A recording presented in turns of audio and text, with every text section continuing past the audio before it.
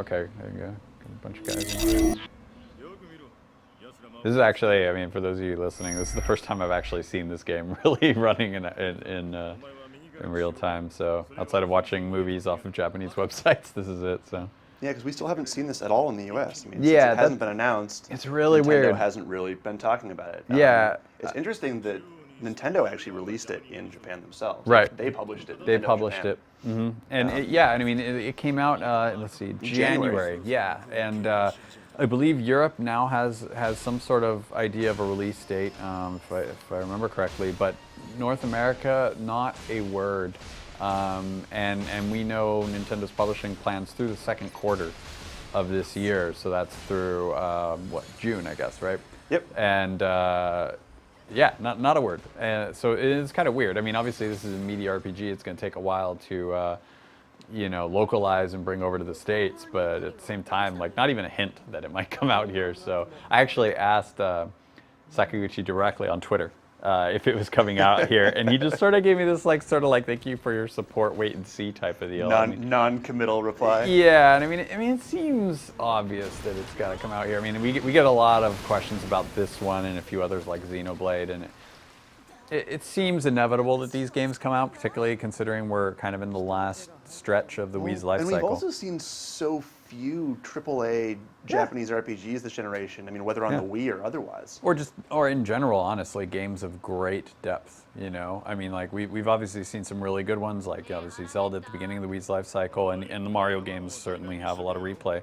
But, a very deep, detailed, story-based game like this, not many. So it seems kind of a given to finish off Wii, particularly with, we know the Wii successor is coming out in 2012. And it's like, this would be a pretty good way to finish off your stretch there. So yeah, what I've played so far, the game's a lot of fun. Now I was curious. I just saw Elsa kind of kicking the wall there and stuff like that. Like, is that something that you're doing, or you're kind of running up there and he's just sort of doing that for you? Yeah, there was it prompted me to check the wall. Gotcha. Which I did.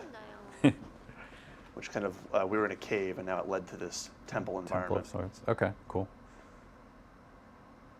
This first chapter is still largely tutorial. Okay, so I mean, like, you're still learning stuff throughout, like upcoming, and they're going to be telling you stuff. Okay, cool. And have you had a chance to mess too much with, like, inventory or any of that sort of stuff, or any character customization type of ideas? No, not yet. Okay. Do they even let you get at that in this, like, kind of first chapter? Or is that kept pretty off limits? Not at all. Gotcha. All right. And you'll see, I mean, this first chapter, rushing through it, takes about 25 minutes or so, and the game is divided up into 44 chapters. Wow, okay. So it's that. surely a lengthy game. It's going to take a while, yeah. Yeah, and so, as we'll dig into it more, hopefully we'll be able to do a couple more video features on it. But, we got this game in the office and just figured we'd want to show you guys what we have so far. Yeah, definitely. I'm just sort of checking off my notes here, but we mentioned the online mode earlier. It looks like you're able to do a couple different types of battles, and from my understanding, they're actually removed from the core experience of the game. So you're able to actually fight each other. You'll be able to get together with other players and fight each other. I believe they kind of level you off in terms of abilities, so that it's kind of testing your skill versus like, oh, I've spent 60 hours playing this game, screw you, here's a spell, you get to die now. And then there's also boss battles where you're actually able to come in and take on some of the big bad guys of the game. And I believe, if I understand correctly, you're even actually able to play as characters in these online modes that you wouldn't normally be able to play in the story mode. So it kind of lets you kind of do a cool what if mode. I'm not sure whether you're able to play as like some of the villains in the game or whatnot, but I know you're able to play as some characters you normally wouldn't be able to. So. Now, in terms of I saw that critical hit there, and it always reminds me of stuff like the Mario RPG games where you have to time to get criticals and stuff like that. Or is this more randomized? Just criticals show up if you're It seems to be stat based. Okay, because so you're not actually dynamically oh, press A now to do extra damage or anything like that. Gotcha. Okay. Uh-oh. Oh no! Oh, pwned. That doesn't look good. Yeah, except for instead of blood, it's like shadowy stuff. Shadowy stuff. That's the shadowy stuff. That is the technical term. That's what they're made out of in this game.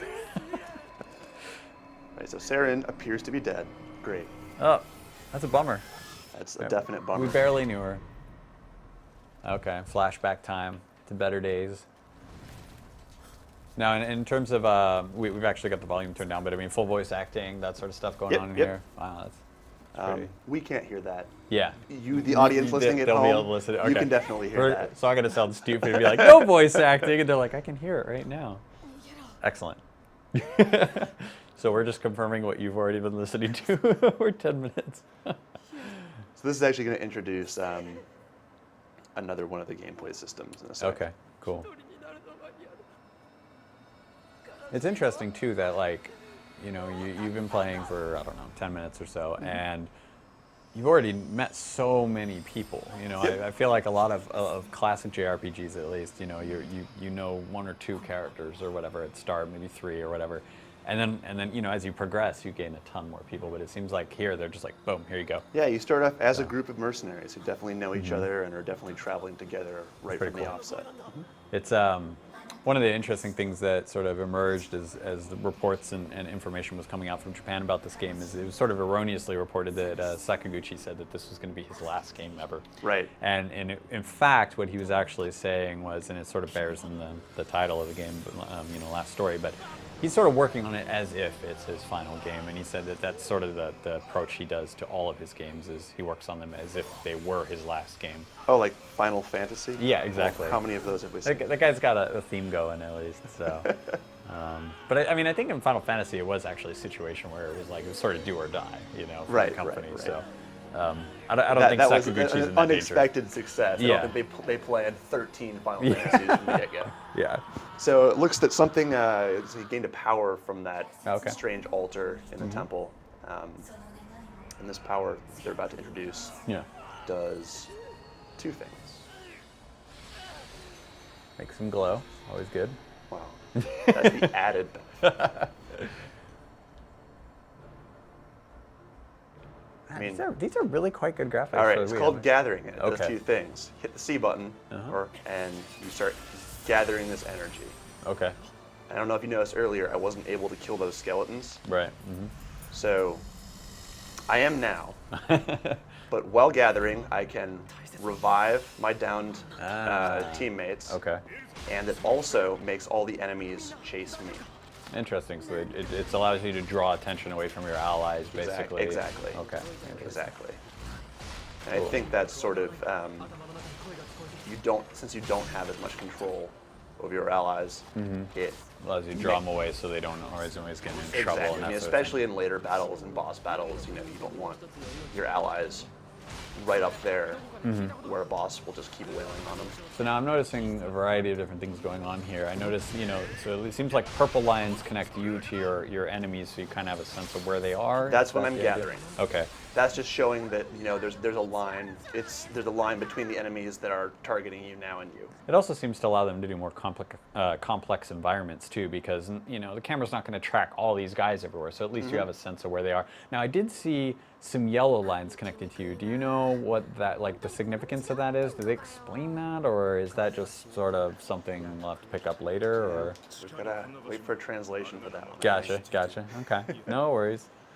I mean, sorry guys, playing an RPG in a language you don't understand. It's a big can task. Be difficult sometimes. Yeah, it's a big task. And I mean, you understand some basic Japanese. I understand basic. I understand enough to, you know, I can make it through the menus on the Wii. And I can understand a little bit of context. You actually, my speaking is very limited and my reading is limited. I mean, you lived in Japan for about a year or so. Yeah, I lived there for a year. Okay.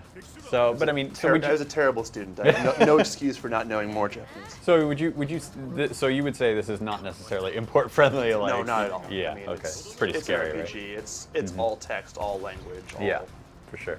All right, let's go take some cover here.